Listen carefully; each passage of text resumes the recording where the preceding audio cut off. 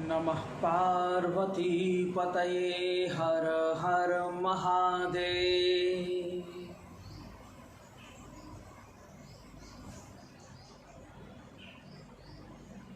आप सभी जानते हैं कि वर्तमान में पितरपक्ष चल रहा है और पितरों की प्रसन्नता के लिए, पितरों की तृप्ति के लिए हम तर्पण श्राद्धादि यह सब कार्य करते हैं। आज मेरा जो विशेष प्रयोजन है वह पितरों के निमित्त है, पितरों के लिए है।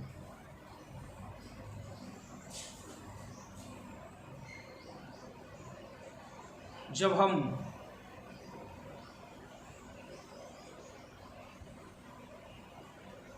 पितर पक्ष में, श्राद्ध पक्ष में ब्राह्मण भोजन कराते हैं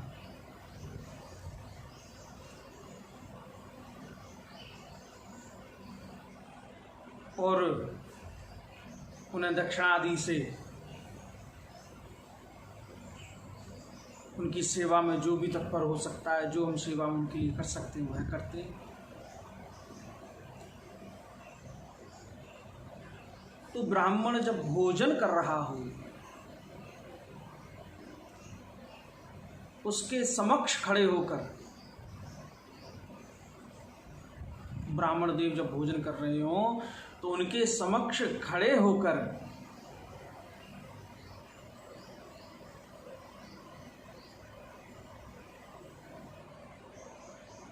रुचि के द्वारा पितरों की एक स्तुति की गई थी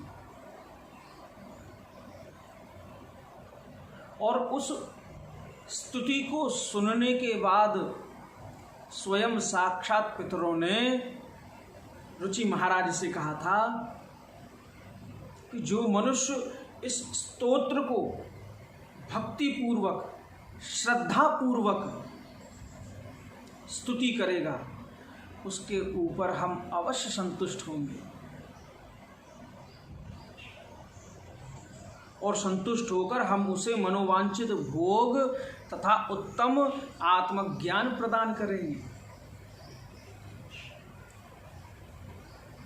जो निरोगी शरीर, धन और पुत्र पौत्र आदि की इच्छा करता है वह सदा इस स्तोत्र से हम लोगों की स्तुति करे।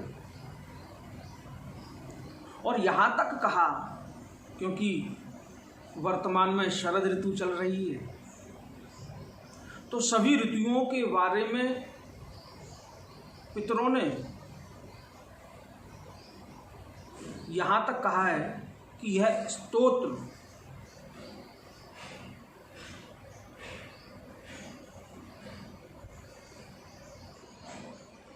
इस स्तोत्र से सबसे बड़ी बात है कि पितर बहुत यथाशीघ्र प्रसन्न हो जाते हैं।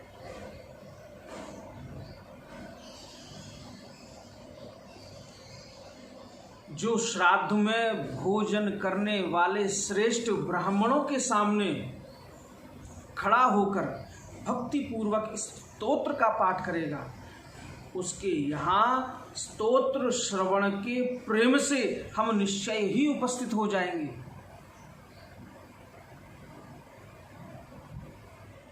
और हमारे लिए किया हुआ श्राद्ध भी निसंदेह अक्षय होगा। श्राद्ध में इस स्तोत्र के पाठ से श्राद्ध करता हमारी तृप्ति करने में समर्थ होता है। हमें सुख देने वाला यह स्तोत्र जहाँ श्रद्धा भाव से पढ़ा जाता है वहाँ पितर स्वयं 12 वर्षों तक बनी रहने वाली तृप्ति को प्राप्त करते हैं। इस स्तोत्र की बहुत ही विशिष्ट महिमा है। यह स्तोत्र समस्त ऋतुओं के बारे में भी बताया है कि इस स्तोत्र को किस ऋतु में करने से हमें पितरों की सानिध्यता कब तक किस प्रकार से प्राप्त होती है? यह स्तोत्र हेमंत ऋतु में श्राद्ध के अवसर पर सुनाने से हमें, पितर बोल रहे हैं स्वयं, कि हमें 12 वर्षों के लिए तृप्ति प्रदान करता है। इसी प्रकार शिशिर ऋतु में यह कल्याणमय स्तोत्र हमें 24 वर्षों तक तृप्ति करता है। वसंत ऋतु के श्राद्ध में सुनाने पर यह 16 वर्षों तक तृप्ति कारक होता है तथा ग्रीष्म ऋतु में पड़े जाने पर भी यह उतने ही वर्षों तक तृप्ति का साधक होता है। पितल बोल रहे हैं रुचि महाराज से, रुचे कि वर्षा ऋतु में किया गया श्राद्ध यदि किसी अंग से विफल हो तो भी इस स्तोत्र के पाठ से पूर्ण होता है और उस श्राद्ध से हमें अक्षय तृप्ति प्राप्त होती है। और शरत काल में भी श्राद्ध के अवसर पर यदि इसका पाठ हो तो यह हमें 15 वर्षों तक के लिए तृप्ति प्रदान करता है। जिस घर में यह स्तोत्र सदा लिखकर रखा जाता है, जिस घर में यह स्तोत्र सदा लिखकर रखा जाता है, वहां श्राद्ध करने पर हमारी निश्चय ही उपस्थिति होती है।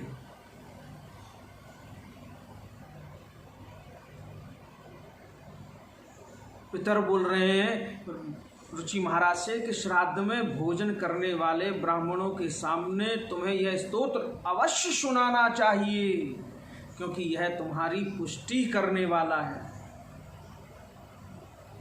स्वयं पितरों ने ऋषि महाराज के लिए यह आशीर्वाद दिया जब उन्होंने इस स्तोत्र को पितरों के समक्ष सुनाया।